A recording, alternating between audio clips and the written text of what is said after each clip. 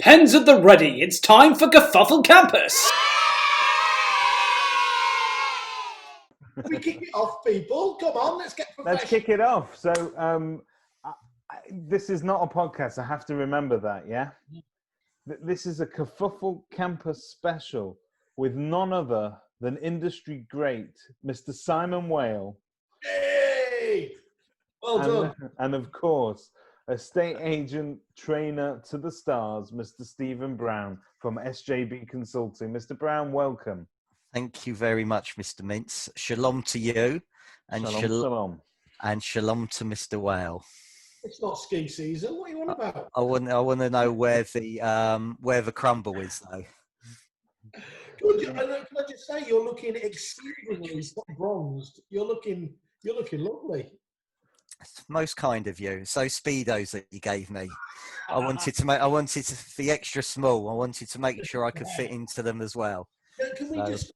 I'll have to take David up on this later, but let's just deal with the first thing. You gave him all of those plaudits, but not the most important one, which is, of course, he is the number one, not just trainer, coach, guru. He's the number one supplier by a country mile on the entire Kerfuffle website, with a scarcely believable 5 out of 5 rating from 72 reviews, 70 reviews. I'm going to give the social proof to back that up. I have dealt with a lot of trainers in my time, personal trainers mostly for my fitness. I wear those guys out very quickly. But Mr. Brown is more than just a trainer. He's a friend, he's a mentor, he's an inspiration, and he's one of the nicest guys in the industry. And I am not surprised at all that he's got 70 reviews. Absolutely sickening, that is. And Stephen, I'm not accepting cash payments at the moment due to Corona. If you could transfer it, I'd be much obliged. Yeah, the pennies are on the way in the post. You just can't touch them for God knows how long. Really? So what that's left you with there, basically, apart from owing him a pint, is you've got now to deliver, unfortunately, Stephen. So this is going to be a Q&A from the two greatest minds and David. And we're going to try and just get a feel from you, obviously, about the very liquid situation that's obviously out there at the moment, and any other tidbits you've got. By all means, let's just say hello to everybody. Hello, everyone who's joining us live on here and on Facebook and all the 1,001 different groups that David has managed to stream this to as well. So I suppose let's just kick off. What have you made of the week's announcement so far? Obviously, it's off, it's on. We're back in again. What do you make of that? Well, up to last Sunday, I was a massive fan of what the government had done. The help that they've given to the industry and, all businesses. And then it started off with that slogan, stay alert, control the virus and whatever it was. And, what the hell is all that about? How can you control a virus that you can't even see? And then personally, I thought Boris's speech just totally confused and it doesn't take, I'm very easily confused, but he just totally confused me. Are we going back to work? Aren't we going back to work? And then obviously the announcement the following day was just, wow, that's crazy. You haven't given anybody any chance to do anything.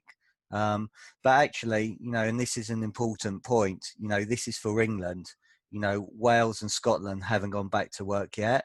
So all the Welsh and Scottish agents, what can you learn from what, England's going through at the moment? Because you need to get yourself ready. Yeah. There's a lot of agents that are most probably not, there was a lot of, I've been doing a lot of work and a lot of calls with people, and there's still people at 11 o'clock that are in their dressing gown. So this is going to be a massive shock to the system. You've got to be potentially up, running, 7 o'clock, 8 o'clock in the morning, and yet. What are they doing up that early at 11? Well, you're just coming in at that time anyway, so. Coming in or coming out? That's a really key distinction there. So I've got to be very careful what I say. If you want to come out to everybody now in public, that's entirely up to you. imagine the surprise. None. Worst kept secret in the industry, that. Surprised about that, Stephen, about Boris, because of course famously he wrote a letter saying why we should be in Europe, and also one that said why we should be out of Europe. So it's in his makeup and DNA, isn't it, to be slightly... Look, it's a typical politician, but what he's done is he's just confused loads of people. So it's absolutely fine for me to go into somebody's house, but I can't see my family. It's crazy. Got a question that we may as well deal with already. Mark Newton has asked, does the panel think that the government were financially blackmailed by the property market to reopen? I'll give you my opinion on that. I don't think they were blackmailed by the property market. I think they were blackmailed by the house builders. I think house builders said, look, we're not bringing back construction workers if we cannot sell the finished product. Yeah. And I think they then put pressure on the government to force the property market to open. And I think, although to the public, we all need to appear to be very enthusiastic and to be embracing new safety measures and to be glad that we're back at work. Personally, there's a part of me that feels we've been thrown under the bus and that we are being sacrificed for the benefit of kickstarting the market again. That's my opinion. So the cynic in me sees that the government have been amazing giving all these grants, these loans of furloughing, etc., etc. But there are 450,000 or 355,000 transactions still going on that are in the pipeline. Getting stamp duty in very quickly is going to help pay some bills. Yeah. Look, from my point of view, I live with a vulnerable person. My wife had a blood transfusion yesterday. Is this the sort of thing that I think's right? No. I totally understand, people have got to earn a living, but for me, it's all about people are far more important. Safety is far more important. You're seeing what's going on in Germany, with a second wave, without a shadow of doubt. I'm not a doctor, but, I think there's going to be a second wave going. I can't see how there can't be. Can you, Stephen? I mean, as you said, we're not doing the Karen from Facebook sort of thing here, but we've seen the way the public were scattering around the parks and everything else before that, and people are London buses, and from what I can see, and streets are completely full again now. Unless this virus has infected far more of us, and as some people are suggesting, we've got semi-herd immunity at the moment, which just feels far too soon. It's just not right, is it? But look, I don't think it's right, but you could see over the course of the last 4 or 5 weeks, every week you look at Yomdal did that survey. There was another survey that came up. There's more and more information saying that people have had enough. They want to get on with their lives. They want to move. For me, we've been in lockdown for 7 or 8 weeks. Why not wait another 3 weeks, 6 weeks, whatever it is, to at least have a better understanding of what's going on. And even then, they could have phased it in, so it would have been very easy for them to say, "Okay, guys, property market's reopening. I'm afraid there's going to be no valuations at the moment. You can do viewings on empty properties. The protocol is you open the door, you run for cover, people can go," whatever it was going to be. But instead, all he's done is he's opened everything up at once. And I think for the average agent, they have effectively delegated their duties to us to decide and to interpret the very rough guidance that we've received. There will be different standards of PPE employed by each agent. There'll be different standards on we see it in the groups. There's some fantastic sharing going on out there. And I'd encourage agents to collaborate as much as possible, if anything, so that we can all find a nice middle ground, that we're all adhering to the same standards. But it's shocking, really, when you think about it. Well, look, we were all immigration officers. We're all immigration officers when it comes to right to rent as well. Yeah. Well, how's that work? Yeah, no, Why, exactly. why are agents and letting agents be given all that liability? It's ridiculous. It's like, for some reason the government and the public don't like estate agents, so let's make sure that they have a disease and let's wipe them out. I've got a really good question that came up today. A colleague that you will know very well within the industry texted me. He said, "Look, I've had a lettings inquiry from a nurse. We have asked the questions because we have a series of questions that we ask to make sure that these people are physically fit before they come to do a viewing. We've asked them whether they have been exposed to COVID virus or had symptoms, and the nurse said, 'There's just no way. I've not been tested. I don't know. I could have been. I do work in a hospital. I am on the front line. I'm a key worker. Let me view the property.'" Now, that's all well and good. I agree. We should be making properties available to key workers first because they need it. There's people that have been moved from hospital to hospital, but how on earth then do you justify the added risk of actually putting those people in front of key spreaders, if you like? So it's really difficult. Look, I suppose it's, the vacant properties, I think it's absolutely fine. Look, the thing is, if you look at all the reasons why people need to move, so you think you've been in lockdown for 7 weeks, your kids are driving you mad, your wife's driving you mad. I've had people that I know that have passed away, so you're going to have deaths. There's going to be births now. So people are going to need to move. So I can understand why there's this pent up demand.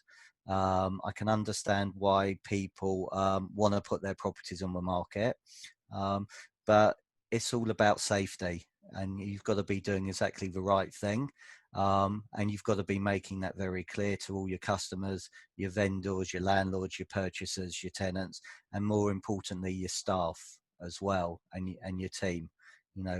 Every single person is really, really important. So it is a shock, and maybe it's come earlier than we all expected. I expected people to come back in 3 weeks, so it's all about preparing it. But you don't have to open straight away. You can have a stage opening. Some people I know, they're going to keep their people working from home anyway. Because they can't get the equipment, they can't have the distancing in their offices. And so obviously, you've got to look after your staff. They've got to come first. If a vendor is that desperate to sell, if it was me and it was my agency today, I would feel very comfortable turning away business. And that may be very hard to say to take to some people, and some people will think I'm absolutely mad. But that's the way I feel. But everybody's got to be different. It's not for me to tell anybody how to run their business. I know for a fact people were flaunting the guidelines whilst we were in lockdown. There were agents taking on properties. There were agents going to properties where people were living there and taking Matterports and photos and whatever. But what this is going to do is I think Zoom has demonstrated that we can do so many different things. So I did a little exercise because, obviously one of my favorite courses, or one I'm known for, is Turn Your Data into Gold. Yeah. And I just wanted to see, actually, could I still book market appraisals in the lockdown, or had I lost my touch? Virtual market appraisals. Yeah. So again, I put on the post, and David, you were kind enough to share it, where I wanted to speak to landlords and vendors. So an ex-colleague of mine from Green and Company, who I hadn't seen for 6 years, got in contact with me, and I said, can I ask you a question? How long have you been living in your property for? 7 years. Said, so in those 7 years, did you buy it through an estate agent? Yes. So in those 7 years, how many times have you heard from your estate agent? Never. So another one that's gone into witness protection with like 95% of all the vendors out there, previous buyers who never hear from their agents. So I said, just out of interest, what have you done to it since you've been there? So I said, we've done this, we've done that, we've done that. So I said, well, what do you think it's worth? I've got no idea. So I said, well, would you be curious to know? And she said, yes. So I said, look, obviously at the moment, I don't feel comfortable coming round to see you, but I'll happily do a virtual market appraisal where you walk round and then we can have a chat. Would that be of interest? Yes. So could you do 1 o'clock or 4 o'clock tomorrow? 1 o'clock. Perfect. Okay. Turned out she was also buying a rental property as well, for the first one. So there's a potential opportunity for renting a property out, and that was half an hour away. So the point is, at the moment, there's loads of opportunities, to speak to people. And one of the things that I was saying, but I would still be saying to people now, is actually, you've got to decide about phasing and furloughing and bringing people back. But for me now, there's a lot of people that are still sitting at home. I think your friend Josh Fegan has said that previously it's a minute and a half you have a conversation on the phone. Now people are having 7.5 minutes conversation on the phone. So there are still a lot of people there at home that are willing to have conversations with you. So for me, I'll be speaking to everyone on my customer bank, database, whatever you call it, data bank, and having these conversations with them, because you may be surprised. You start having a conversation with them and it could be just, hi, David, how are you? And you go, Stephen, I'm so pleased you called. I didn't know whether you were open. Actually, I can't stand my wife. The kids are driving me mad. I can help you there. The dogs are doing my head in. Help me move. Can you sell my property? And and then you can start having these conversations and giving the people the option of, do you want me to do it virtually, or do you want me to come and do it subject to all the necessary guidelines? So, there are still business opportunities out there. I've had the conversations with other people. And also on the landlord side, there are a lot of landlords, again, just by having conversations, that are interested in adding to their empire. Again, refinancing opportunities. Mortgage rates are unbelievably cheap at the moment. So there are a lot of landlords that are refinancing at the moment. So again, if you don't have a relationship with a financial advisor, get that relationship now. Start getting your landlords to speak to them, because that's going to make a massive difference. So for me, I think a lot of agents have their pipeline. They're going to get their pipeline through, I think, relatively quickly. But I think what's going to happen is going to be in 3 or 6 months' time, agents are going to struggle cash flow wise. So cash is king, because you're not going to have any sales going through after, hopefully, the sales that go through now in the next 3 to 6 months. So getting on the phone to your customer bank, what you do in the next 30 days is going to impact your business in the next 90 days. So it's really important to be having people, maybe bringing people back that are specifically on the phone to your customers, having those conversations. It can be virtual. And even if they're not now, before, take that lady, 7 years, nobody in touch with her. Yeah. Okay. So now, I say sell Simon the property.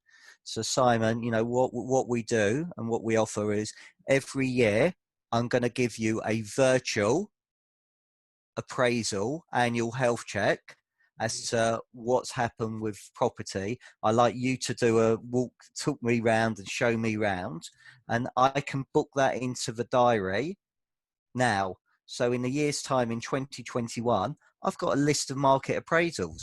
It may well be that they've outgrown it in a year and you're going to get a property. So you've got no excuse now never to keep in contact, and again with listings. Okay. With Zoom, you should always now be in front of both decision makers.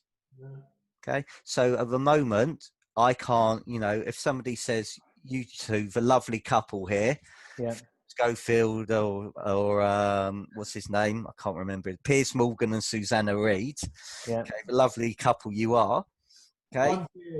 I'm Susanna. Oh, Okay, so it may be that I do the original appraisal with Pierce, Yeah. but then in the evening, I say, look, obviously I appreciate your partner's not here. Your partner may also have questions. When's the convenient time when your partner's home? Let's get all of us on the Zoom call. Let's have this conversation. So again, you should always have that opportunity now to make sure you've got both decision makers there, and that's going to help you. And if you've got a proper stay in touch policy, why should they want to use any other agent? Because you're in regular contact with them now. That's very true. And one thing you taught me, if you're the only agent in contact with them, the fee that you're able to achieve is always higher because you're not under pressure to match or to beat somebody else's fee. And so that element of competition just goes out of the room. It's a one-way conversation. Well, look, I think you've hit a big nail on the head there. Fees. Okay, so the facts are there will be fewer transactions. Okay, there's going to be a lot of agents fighting for maybe a small piece of the pie. So what are you going to do to add value to demonstrate you are better than any other agent? And for me, it's demonstrating that you are a skilled negotiator. So you need to be, and your team need to be working on their negotiating skills. So let's try something here live with 16 viewers or however many people you got. This is either going to go one way or the other. So David Mintz. I think we know which way it's going. You said David Mintz. Go on. So your property, did you buy it through an estate agent? No, I didn't. That's good. Simon, did you buy it through an estate agent? yeah, of course. Okay. So when you bought the property, how long ago? 10 years. 10 years ago. So how many times you heard from that agent? Okay, so you're in witness protection as well. Okay, when you bought that property 10 years ago, Simon, would you have paid any more money for it? Sorry, can I just change that last one? I have had but I've had a generic mailer, which was homeowner, even though they had my details. They're probably even worse because it pissed me off even more. Sorry, just say that again. So when you bought the property 10 years ago, would you have paid any more money for it? Yeah, probably, yeah. Okay, how much more, please? I don't know, a couple of dinners, about 50 grand. Okay, joking aside, how much? Yeah, no, probably, yeah, but about 50 grand. You would have paid £50,000 more, seriously? Yeah, seriously, yeah. Okay, so would you have paid 51? I'm the world's worst person because I will pay, but I wouldn't have been able to because I'd have been maxed out at that stage. Okay, but you would have definitely paid £50,000 more. Yeah. Okay, so let me ask you a question, Simon. Who would you prefer to sell your biggest tax-free asset? Me, who's demonstrated in 30 seconds I would have got an extra £50,000 for you, or the agent that cost your vendor £50,000 for their biggest tax-free asset? Who would you? Let me just check they're not on one of the viewers. Yeah, very good. No, who would you prefer, Simon? I don't know. Could I do with an extra 50 grand? I mean, it's chump change, but yeah, I suppose so. Okay. So look, the investment in my services is 2% plus VAT. And actually, if I charge you 10% plus VAT, I'll still be cheaper than the other agents. You just took my forelock. Thank you, sir. But the point is, that's a very easy way of demonstrating I'm a skilled negotiator. We're already reading in the papers that surveyors are downvaluing. We're reading in the papers that the property market's going to drop by 20% or 30%, depending on who you read. So again, one of the things that I'll be doing is I'll have a repayment calculator. And just work out, if you were to pay an extra £5,000 based on the 25-year loan and an interest rate's 1.5%, do you know how much that amounts to? £1.44 a week. Over the course of a year, that's £75. Well, that's a steak cake. There you go. Bring back Greg's. Greg's steak. When are they coming back from? Yeah. So one of the things that I think as agents we need to be skilled negotiators, skilled professionals, and we need to be fighting every single penny for those vendors. And likewise, we need to be able to answer the question that's going to be thrown at us. The Daily Mail, the Daily Express, whatever paper says prices are going to drop by 50%. How's our team going to answer those questions?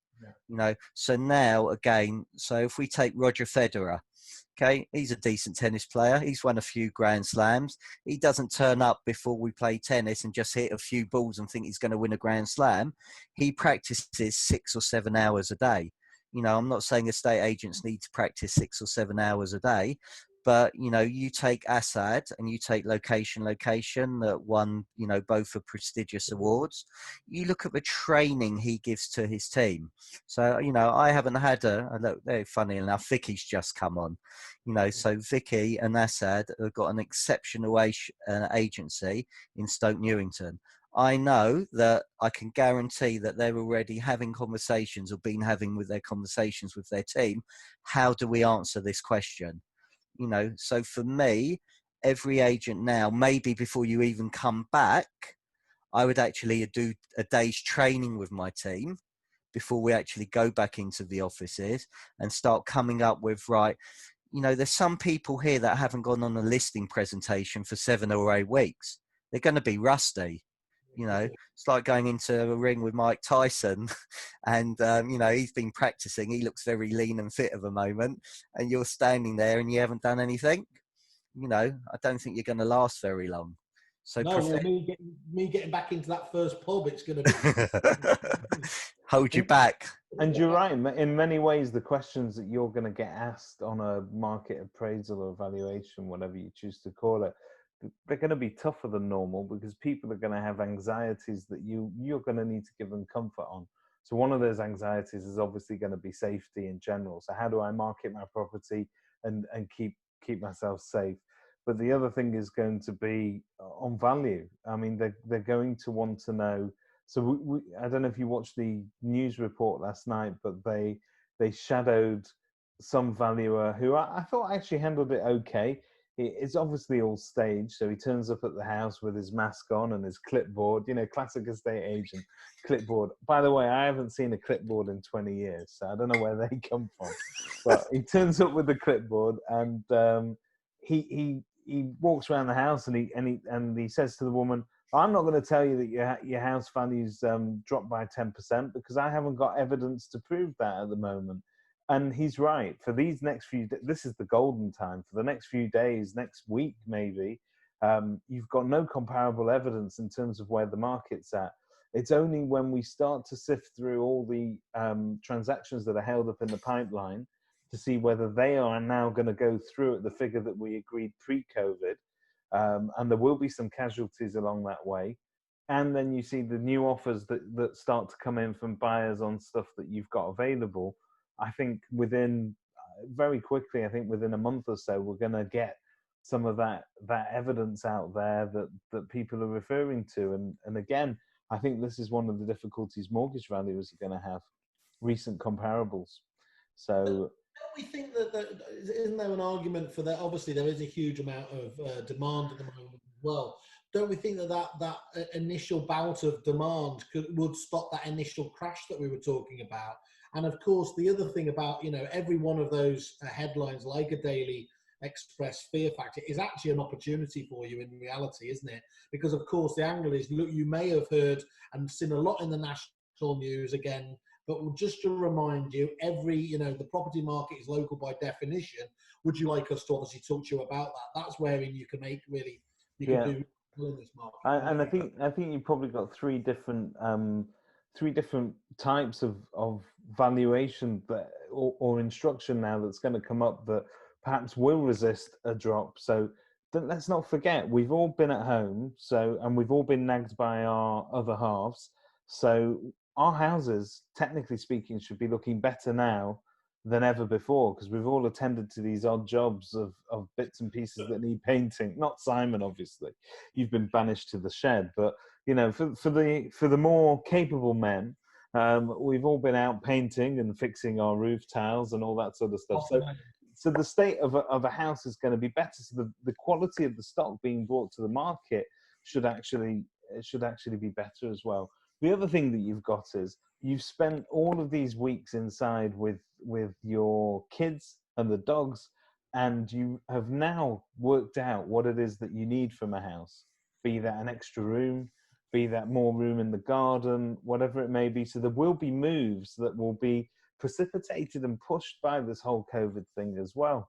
And then that third group of buyers is probably just the people that wanted to buy before COVID, have got a mortgage offer still burning a hole in their pocket, and need to get on that ladder. So I Look, think you're right, and also interest rates are, money's still cheap. yeah. And actually there's a shortage of properties at the moment. So actually for me, I would really get to know my buyers at the moment. I really want to know who's looking to move. And actually, I think as agents, you need to be deal makers. So I think there'll be a lot of off-market deals being done as well. You need to be treasuring everyone who fails with a bid anywhere. They need to be nurtured onto the next sale, don't they, as best they can? Yeah, well, look, I'll go through every old offer I've had this year on all the property, be speaking to those vendors, having those conversations, because maybe that offer wasn't acceptable then. If the buyer's still there, maybe that offer's acceptable now. So that's an opportunity. And just coming back to David, what you said about people living in their home, it's an opportunity for agents to be educating people that they need vendors need to get their house showroom ready. So if they're going to market their property, they want to make sure that your job as agents is to maximize their biggest tax-free asset. They want to make sure it's ready. And secondly, what I'll be doing is I'm sure you guys, well, Simon, Gazelle, you come across Gazelle. So for me, Gazelle offer this free service where they can get every vendor to digitally fill in all their property forms that are Law Society based. Costs you nothing. Obviously, you've got the reservation agreements, which I think will help get commitment and security for people. But for me, that's a no-brainer. If I'm an estate agent now, I'd get every single property, every single vendor that I've got, get them to speak to Gazelle or whoever, their own solicitor, get their solicitor to send them fixture and fitting forms, property information forms, seller information forms. So literally, as soon as they found a buyer, papers are going to go out. So two things. Time on market obviously is very important for a vendor, and you want to take the stress out of the sale, so you want to help them. But also from your agent's point of view, when you're competing against other agents, you want to demonstrate that your time on market is considerably different and better than your competitors. And I do a lot of research when I go in and do some work with agents, and it's amazing, the days on market, one agent can be 50 days and one agent can be 150 days, and it's massive, and likewise your achieved price to asking price, I do a lot of research on that. So, if one agent's getting 4% more than the other agent, again, that's why you justify your fee. And also demonstrate, so for me, we won't go talk about what's happened with Rightmove and all of that, but most the public, well, you may touch on it a bit later if you want, but most people, the public think all you do is put a property on Rightmove and that's it. Now, as agents, do we demonstrate actually we've got 40 things we do from when you instruct us to when we complete on it? On lettings, do we tell them that we've got 97 things we do to maximize their investment? Because we need to educate our customers a lot more. And now with Zoom and videos, now's the time to be educating people with all these things. We've got some questions coming in on the Q&A. So we've been tag teamed here by the Estate Agency Podcast, by the looks of it, David. Look at it. Yeah, so I'm going to try and, some of them are just more comments, so I'll try and read through those. Here's one that is a question and a comment from a fellow called Andy Overman. Hello, long-time fan of the Kerfuffle podcast. It made me consider giving up my podcast, which I don't think is in any way Going anywhere. comparable. How does Stephen recommend that those that are furloughed are kept match fit, both mentally and physically? Now, Stephen, we haven't got the time to go into all of Andy's anxieties here in this question, and our thoughts and prayers are with him. But I think you've touched on two things that I think really answered that question before, that estate agency owners can be talking to their staff now and anticipating the questions that they're going to be asked over the next 2 weeks. Okay, so again, for me, I think you need to, if you're a business leader, you need to get all your team involved. You need to make sure they're match fit. I'll be getting them to go onto the SJB Consultancy Facebook page. Every morning a podcast, a YouTube video is being put on there and asking for people's comments. And again, it's about accountability. So it's great if your team go on there, but you need to hold them accountable. So I say, right, let's get on a Zoom call at 1 o'clock. Tell me, David, what's one thing you learned from it? Simon, what's one thing you learned from it? And it's got to be different to what David said as well. So there's so much free stuff out there. It's incredibly sad what's happening. As we said earlier, people are dying, but also this is a great opportunity to upskill yourself, to refine your skills, to become a better lister, a better negotiator, a better objection handler, a better person for asking for the business. And I would get all my listers on a Zoom call like this. Simon, okay, you're going to be the agent. David, you're going to be the vendor. Stephen, you're the observer. Let's talk about fees, and let's practice these and get these that right. dialogue. The other thing is, other couple of things is knowledge. Okay, you need to be the most knowledgeable people in your areas. Okay, so give everybody to come up with a knowledge Bible and then start testing them. So supermarkets, gyms, golf courses. So sit down with your team and ask them every single question we've ever been asked by our customers. Simon can tell you every single takeaway within a 2-mile radius of his office. Perfect. There you go, Simon. You win that prize. Okay. A year supply of Greggs for you. Okay, but again, that's one thing you can do. And also, now's the time to actually do a Bible of excellence. So, again, look at all your systems and processes and come up, what does world-class look like and what does unacceptable look like? And get all your furlough team to be doing all of that. So when they do come back match fit, they know what world-class is. That's great advice there. Great advice. A comment from Karen Gregory, who also goes as the Karen, the ethical landlady. She wants to make it clear that not just men have been improving our houses whilst we've been working from home. Please remember that there are lots of female agents and landlords out there listening to the three of you. ... Karen, I am so sorry for Simon's attitude to women. It's well known. Berate him for that. No, she's quite right, and I apologise. Next, Spencer Lawrence has asked, best ways to be proactive, strategic, and innovative whilst also being kind to yourself. It's a really interesting question because we're all going to go back into work now, Stephen, and we've been at home being very kind to ourselves for the past 7 or 8 weeks. How are we going to go back to work but still maintain that little bit of balance in terms of exercise and time? Have we learned anything from that? Spencer is the best letting agent in the UK, in my opinion.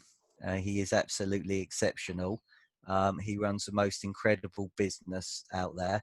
So I'd most probably throw it back to Spencer and take it from him because he's exceptional. What concerns me is that people would just go back doing to what they were doing previously and quickly forget, how they have been. I would love to see people being how they were through this crisis, and the kindness and the love we've shown to our key workers and the NHS and the police and everything like that. I can see it changing back to how it was. That's just me being a skeptic. You can already see that now. But I think, look, you've got to be true to yourself and good to yourself. You know what this has shown is that actually you don't have to. We can all work different hours. You know, and actually we may have to work different hours anyway because of getting people in. So, which may be better for our customer, because actually we live in this digital world and people with Uber and Amazon expect things to come in 3 minutes or an hour. You know, maybe people now are expecting agents to be open to 11, 12 o'clock at night. And actually maybe that's something that's gonna happen, because actually, aren't they, Stephen? That, you know, regardless of the fact they know that many businesses aren't fully staffed, that's not going to. I think you, David, you were talking about a particularly difficult client who was not sympathetic in the least. Yes. Just to interpreting the government's actual rules, they are going to be all over the review sites if they still feel they get a less than perfect service at the moment, aren't they? Yeah. And therein lies another opportunity for those that are able to rise to the challenge, though. and also actually that's a really good point. You know, if you do an incredible job now, it's all about the case studies. You know, getting those case studies, getting those video reviews, getting Google reviews when it's back up and running properly. You know, Facebook reviews, LinkedIn reviews that have helped you. But look, I think Zoom, and I'm happy to share this with you. I've produced a document which it gives 25 things that you can use Zoom for now and after to better serve your customer. So if it's okay, if people come to the SJB Consultancy Facebook page, like it, share it, and put, please can you send me the Zoom now? Or if you send me a message saying Zoom, I will send it over to you. But for me, you know, these are the sort of things that you can do. Just to give you an example, so you know, probates. Okay. You don't most probably have executors and trustees there. Well, why not get them all together on a Zoom call? You know, a pre-market appraisal Zoom call, getting to know you. As I said earlier, virtual appraisals with both decision makers. Okay. Your vendor care, vendor guidance. I can share a screen with you. Every offer can be put forward by Zoom. Yeah. You can do any overseas and out of town landlords. You know, you can walk them around the property. You know, you can talk through a Zoom, get your solicitor to do a Zoom call with your vendor to get them sale ready, a mortgage broker to your buyers to get the mortgage ready. You could even do landlord and investor events via Zoom now and webinar.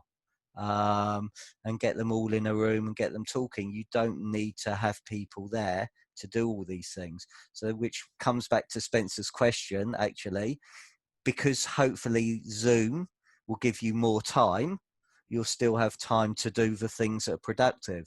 And for me, agency is about plans. So prospecting, listing, adjusting, negotiating, and selling. Okay, so these are the productive things you need to have in your business. Okay, if you don't prospect, you don't have anything to list. If you're lousy at listing, you're not going to have anything to sell. And if you know, in these times, you may have to be adjusting people's prices. You need to be able to have those conversations. And also, if you can't negotiate, then you know you're not going to do justice to the vendor's biggest tax-free asset or the landladies maximizing their investments. Yeah, there are male landlords as well, you know. Or landlords or landladies. We don't offend anybody. Okay, we've got another couple of great questions from Nyan. Can you please give some advice on accurate virtual valuations? So I think a lot of people who've tried virtual valuations find it perhaps a little bit frustrating. They can't get a full sense of a property in terms of, you know, that feeling you get when you walk in. But is there anything that they could be doing to make that more accurate? Good question. I haven't been an agent for 7 years, and it's a long time since I've been into a vendor's property to do that. And obviously, it's a different time. I much prefer face to face. But actually, like this, I still think you can build a relationship with people by doing it. Yeah. You know, for me, I'll be asking them, you know, can you open again? So for me, it's about putting yourselves in the shoes of a buyer. So, you know, what are the typical questions a buyer's going to ask you? So again, you know, if you look at Spencer. Okay, so I know Spencer. I hope I'm not breaking his trust here. You know, has looked at viewings and Facebook viewings and done them live, and it's gone from I just opened the door to the tenants are saying, well, actually, can you open the cupboards? Can you show me how big the washing machine is? Can you show me how big the garden is? Would you mind stepping into that loft and looking at the loft? Can you show me what the boiler is? Yeah. You know, these are the things that the questions that you're going to be asked by any potential buyer or tenant. So, you know, I would have that. And actually, if I'm on a market appraisal, you know, how many listers actually say and sit down at the appraisal and say, what I like to do is, you know, whoever you decide to go through, whether it's me or another agent, your buyer is going to ask you a list of questions. What I like to do is ask you these questions. Now, how many agents do you actually think sit down and actually say that? Very few. Very Okay. few. As a vendor, would that impress you?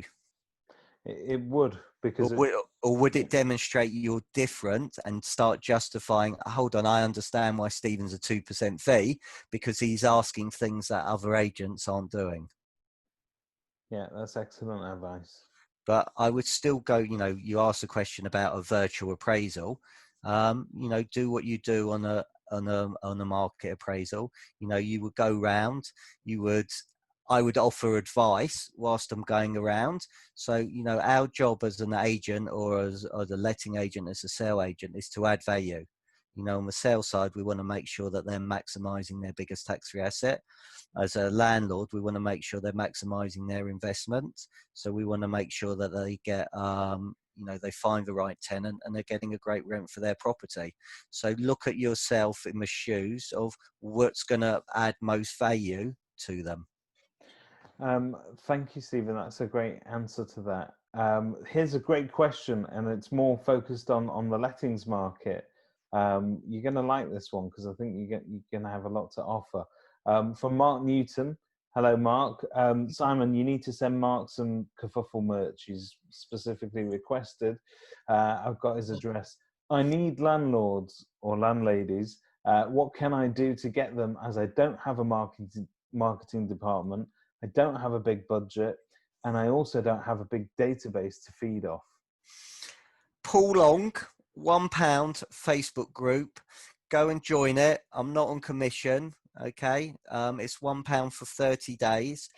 Okay. Follow what he does. He's got some exceptional landlord e-guides that, from my understanding, they are picking up landlords left, right and centre who are sitting at home bored going through Facebook is the easiest way. Simon Whale. Hello. Do you have any friends? Really personal question now. Do you have any friends? Yes, I do. Yes. Okay. Are any of your friends landlords? Well, they are. Yeah. Okay. Would any of your landlord friends be interested in maximising their investment? Yeah. Okay. Definitely. What I would love to do is to have a virtual coffee with them. Would you be kind enough to either give them my name and number, or what would be even nicer, if for you to, with their permission, give me their name and number and I'll give them a call in an hour. Yeah. Cool. I've Okay. offered. So how many friends have you got that are landlords? 4. Okay. Well, I didn't know that before we were on this call. So, you know, that's 4 opportunities I've just created.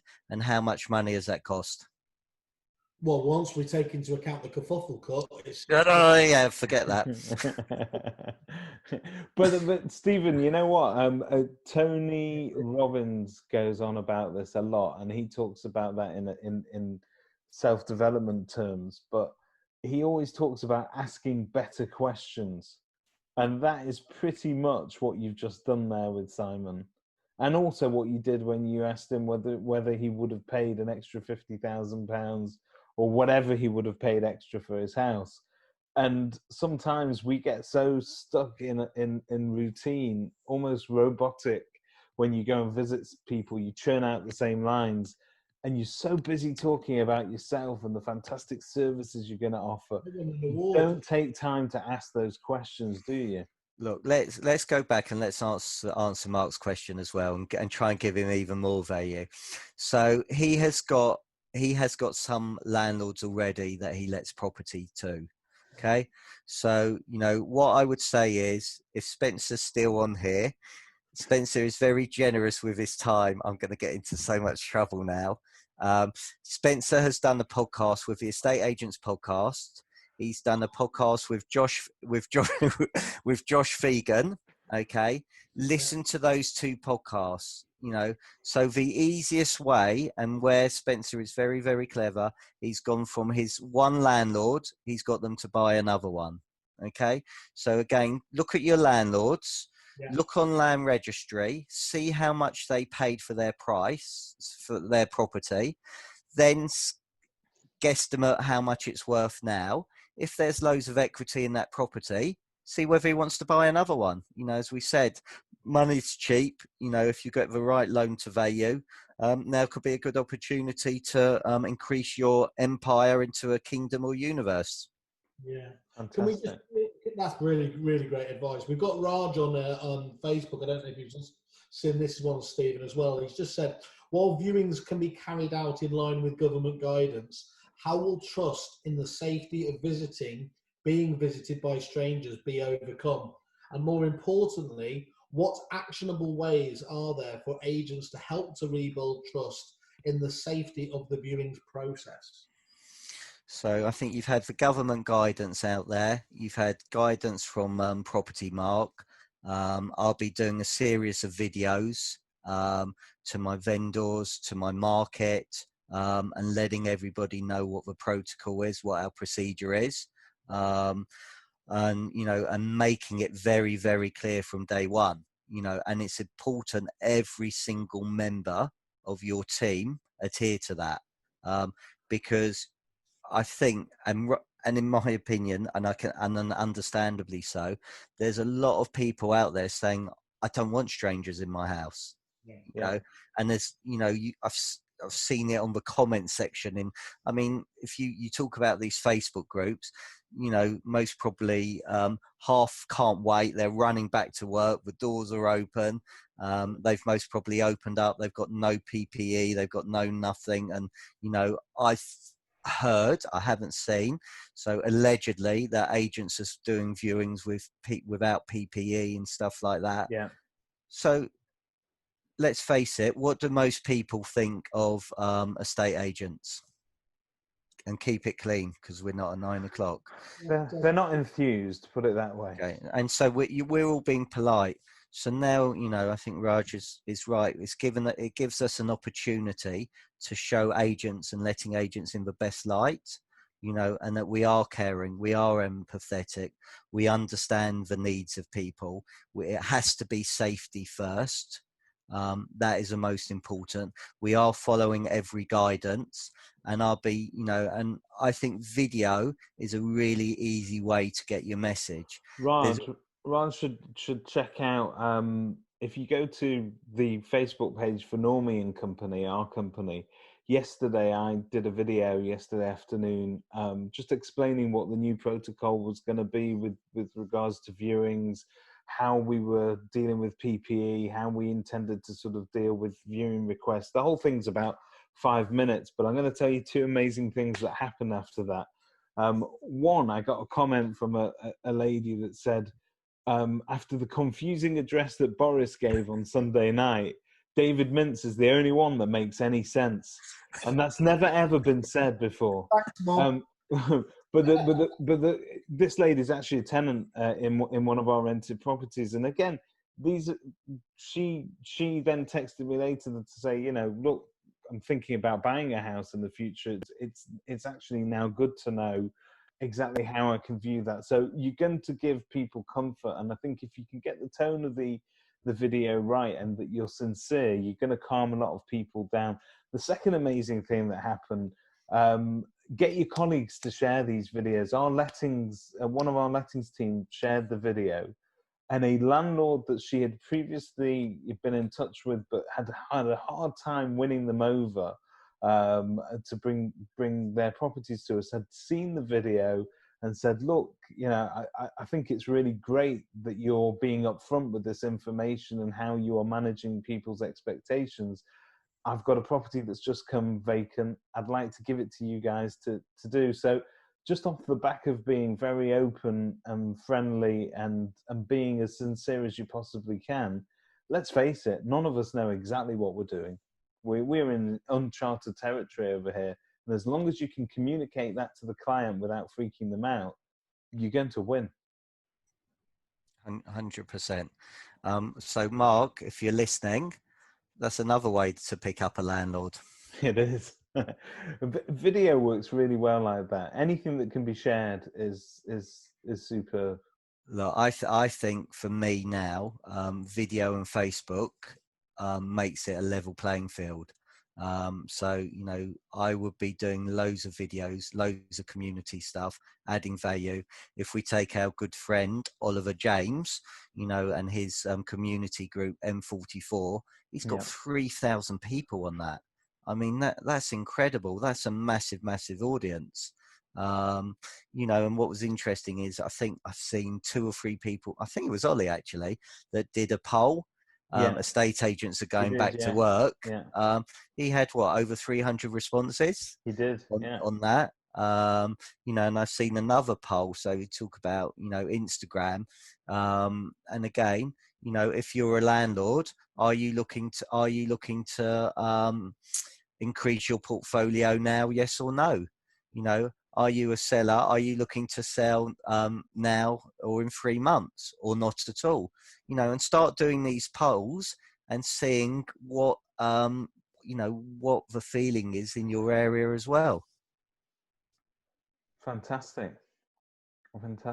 Any other questions there on Facebook? No, that was it there. There's been a good viewership there. They're all enjoying it. So I think that's fantastic. I have to apologise to you actually, Stephen. I undersold it for the first time in my life.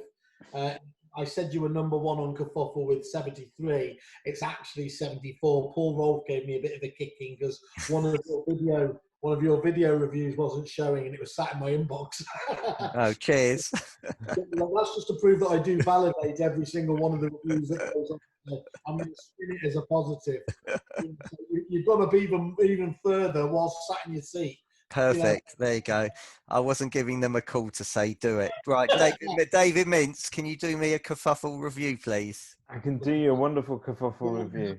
That's what most Brits don't get, isn't it? Stephen, you've been absolutely fantastic again, open as ever. The fact you're sporting the merch just makes me love you even more. I've never ever heard a bad word about you, which makes it even more sickening.